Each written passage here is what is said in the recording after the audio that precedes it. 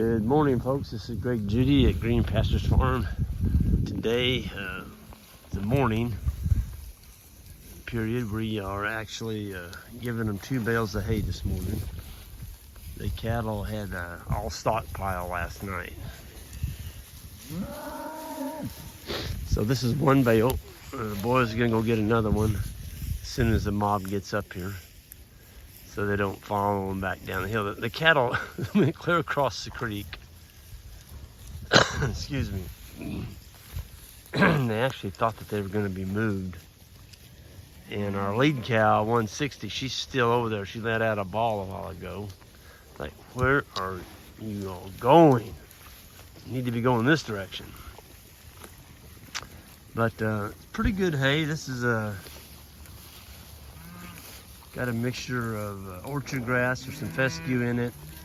Just a tad bit of clover, but mainly orchard grass. And it's a little bit more mature than the last bale, but you know the cows are going after it.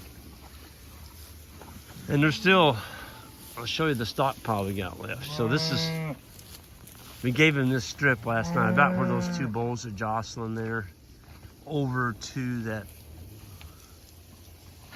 white post over there. So it was probably 150 feet across by 900 feet long. And you can see they didn't take it all. I mean, there's still some grass in here. So they'll clean up that candy. I call it candy. It's pretty darn good hay. And then they'll come back and they can fill up on the grass. But there's our tool. We just fed 328 head with a 4-wheeler and a bale unroller, the one we sell on our website. We call it the Greg Judy bale unroller. And I designed that back in 1989.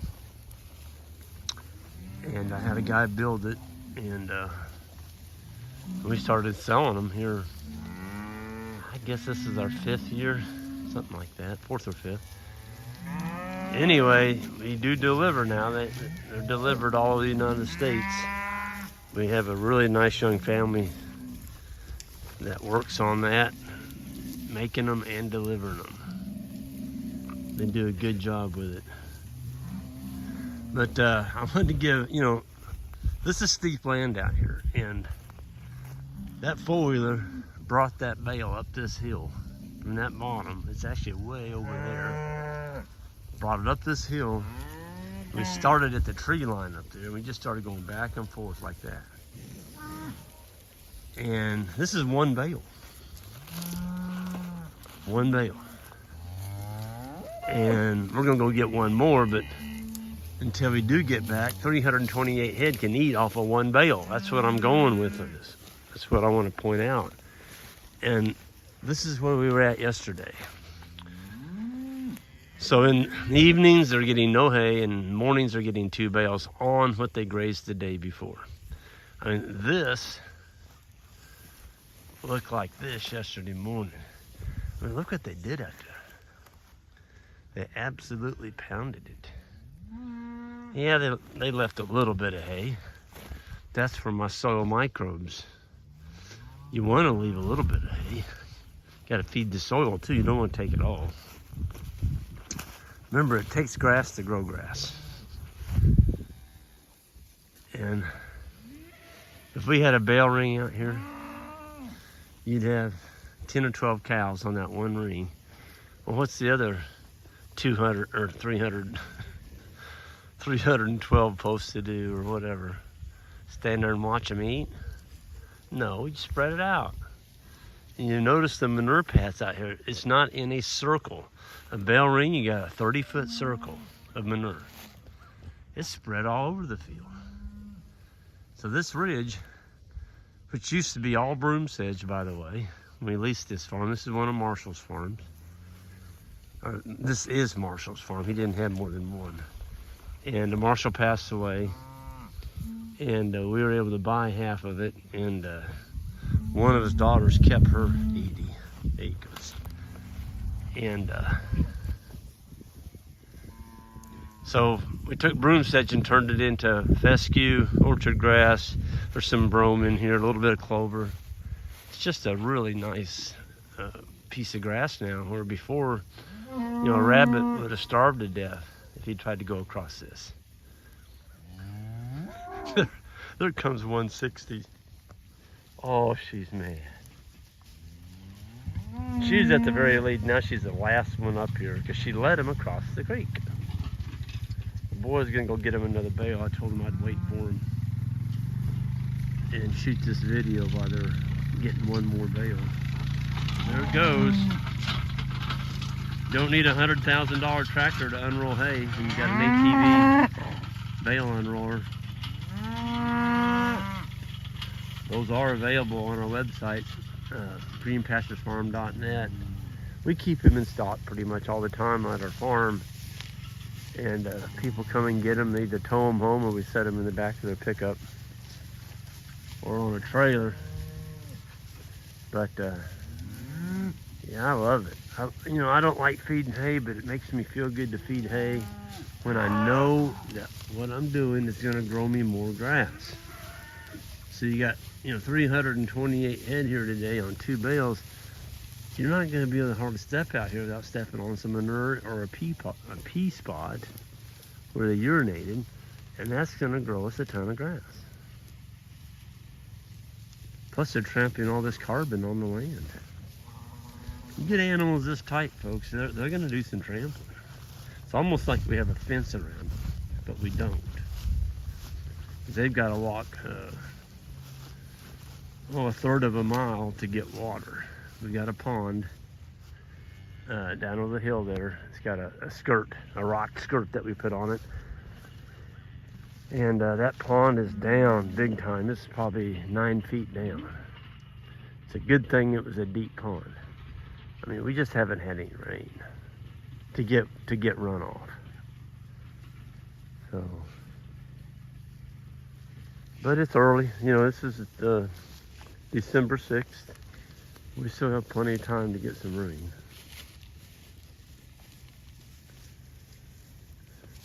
These bales, I wanted to show you another thing. These bales were stored up on logs. And this is the beginning of it right here. There isn't any waste. There's no rotten part of the bale. It's all consumed, or at least it's available to be consumed. If I'd laid these bales on the ground, we'd have lost a third of it just from rot, because we bought these bales. They were placed there in July, August. So if they'd have been sitting on the ground instead of up in the air, our logs are 5 foot long, and they're about 6 to 8 inch diameter. They're oak, and they're placed 28 inches apart. That's the magical distance. That'll keep your bales up off the ground. And if you don't feed them this year, so what? We've fed them up to 2 years old. I don't like going a third year, because by the third year, you've taken let's say you gave $60 for that bale. By the third year, just because it's setting outside, and even though it's got net wrapping on it, you're gonna waste some hay that way. But on the second year, we started out feeding some 2-year-old hay this fall, or this early winter, and shoot, it was amazing. Been setting up on posts, and they were still pretty darn good shape. So to me, especially if you're buying hay or even putting up your own hay, why do you want to waste a third of it just laying it on the ground?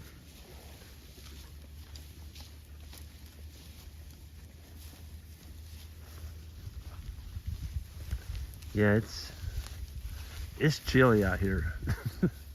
Isaac and Ike was like, I wish we'd put on another shirt. They didn't even have the long johns on this morning. I've got my Thermax on. I'm glad I put it on, because it's just it's a damp feeling cold this morning. See, there's a cow eating fescue. That stockpile that was given yesterday, now she's up here like, I think I'll eat some of that. It's got green in it.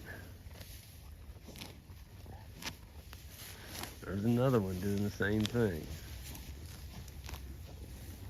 Well, there's a bunch of them. That bull there, he's eating stock pile. He's not eating hay.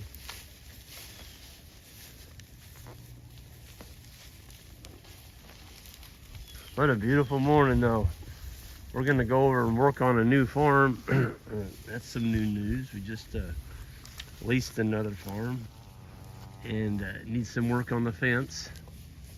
And there is a lot of brush growing in the fence rows, which is gonna put a hammer on the voltage on. It's got electric fence and it's got paddocks on it. It's got some fairly decent water points, enough that we can work with it. And we're gonna put our bulls over there. So all these bulls in here, anything 7 months and older, I think there's, I don't know, around 30.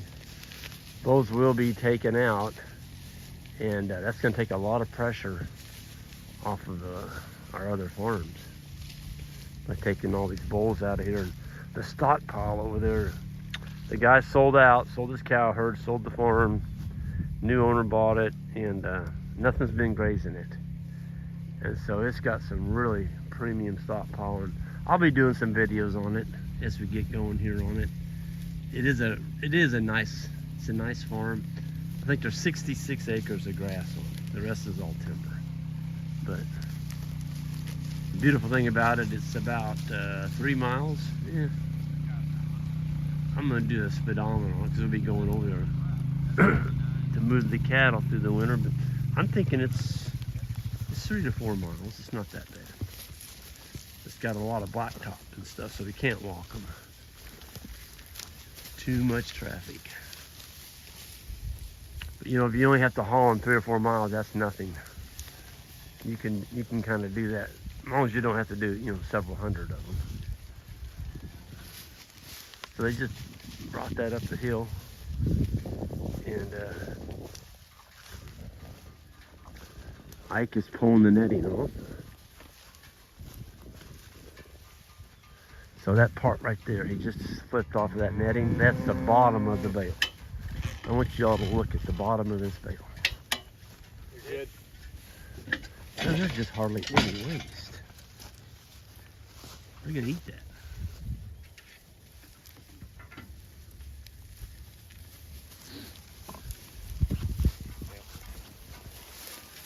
You want to roll it or? You can go ahead, Isaac. You're positioned.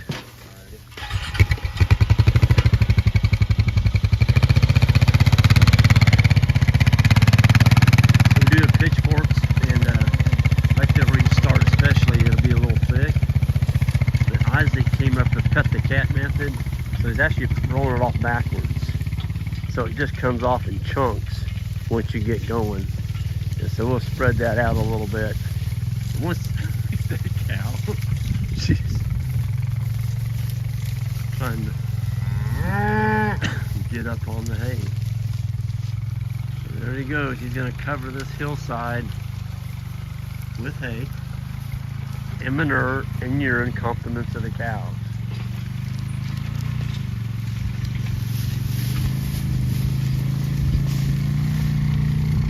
That is a Honda. That is a 500cc four-wheel drive.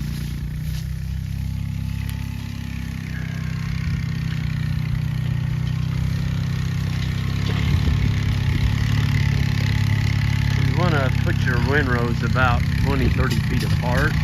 What that does, it allows the cows a little space when they're eating.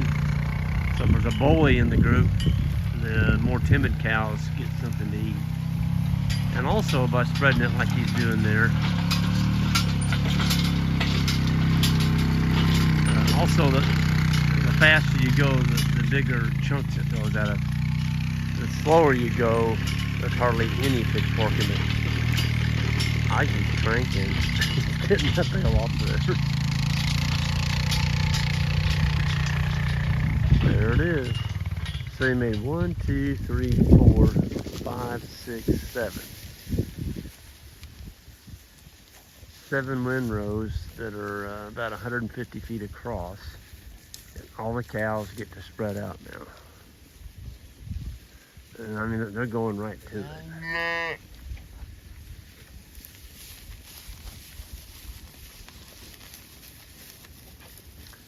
I like it because the little guys get something to eat too.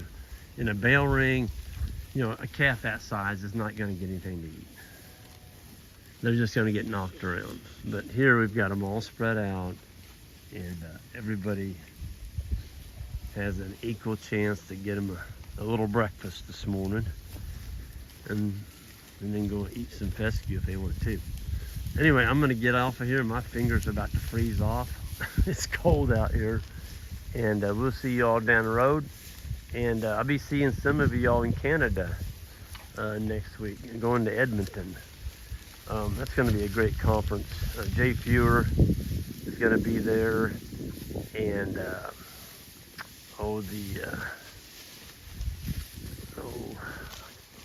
got a mental block. James Rebanks from England. He's going to be one of the speakers over there. We got to meet James and his family, and he was gracious enough. He let us stay at his farm while we were in the Cumbria Lake District area. Got to meet his family and ate dinner with them twice, and man, that was a treat. Anyway, looking forward to seeing them again. And I got to see Jay Fewer in North Dakota this year. Isaac and I went out there and did a conference, so we get to see Jay and his lovely wife again. So anyway, looking forward to that. And it's going to be chilly in Canada, I'm sure, more chilly than it is here in Missouri. So we'll dress warm for it. Everyone have a good one, and hit that subscribe button way out. I appreciate it, and we'll see ya.